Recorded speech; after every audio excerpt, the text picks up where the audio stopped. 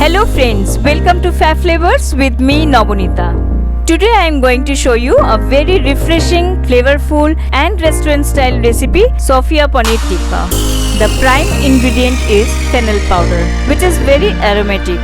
You can enjoy this as a starter on any special occasion. So let's see how to make it. প্রথমে একটা frying pan নিয়ে 1 teaspoon butter আর 1 teaspoon refined oil দিয়ে দেব।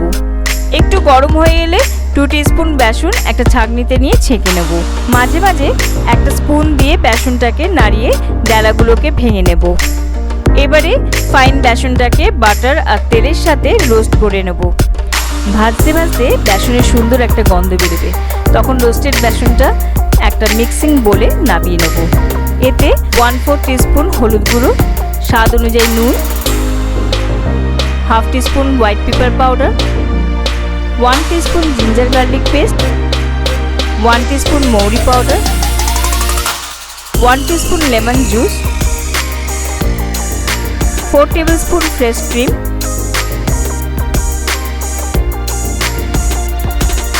1 teaspoon saffron syrup আর half teaspoon ছোট এলাচ গুঁড়ো। এই সবগুলোকে ভালো করে মিশিয়ে একটা ম্যারিনেড তৈরি করে নেব। এই ম্যারিনেডে 1 টিস্পুন অলিভ অয়েল দিয়ে ভালো করে আরও একবার মিশিয়ে নেব।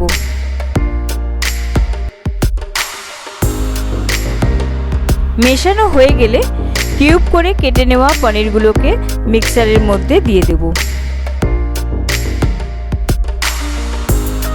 তারপর প্রত্যেকটা পনির পিসগুলোকে ভালো করে ম্যারিনেড দিয়ে কোট করে 15 থেকে 20 মিনিটের জন্য রেখে দেব। আমি একটা গ্রিন ক্যাপসিকামকে পনির কিউবগুলোর সাইজে কেটে রেখেছিলাম। একটা ক্যাপসিকাম কিউব নিয়ে মিক্সারের সাথে মাখিয়ে একটা স্কিউয়ারের মধ্যে ঢুকিয়ে নেব। এরপর দুটো পনির কিউব স্কিউয়ারে ঢুকিয়ে নিচ্ছি। তারপর একটা ক্যাপসিকাম কিউব মিক্সারে লাগিয়ে স্কিউয়ারে ঢুকিয়ে নেব। আগেই আমি স্কিউয়ারগুলো 1 গ্লাস ঠান্ডা জলের মধ্যে ডুবিয়ে রেখেছিলাম, যাতে স্কিউয়ারগুলো গ্রিল প্যানে দিলে ভেঙে না যায়। এখানে পেঁয়াজ আর টমেটো ইউজ করতে পারেন। এইভাবে বাকি স্কিউয়ারগুলো অ্যাসেম্বল করে নেব।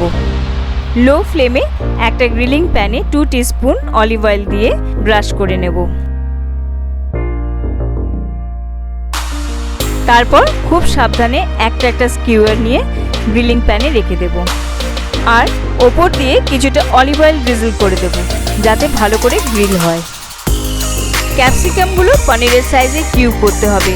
যদি বড় করে কাটা হয়ে যায় তাহলে গ্রিল করতে অসুবিধে হয়ে যাবে। তাই চেষ্টা করবেন ক্যাপসিকামগুলো যেন পনিরের সাইজেই হয়।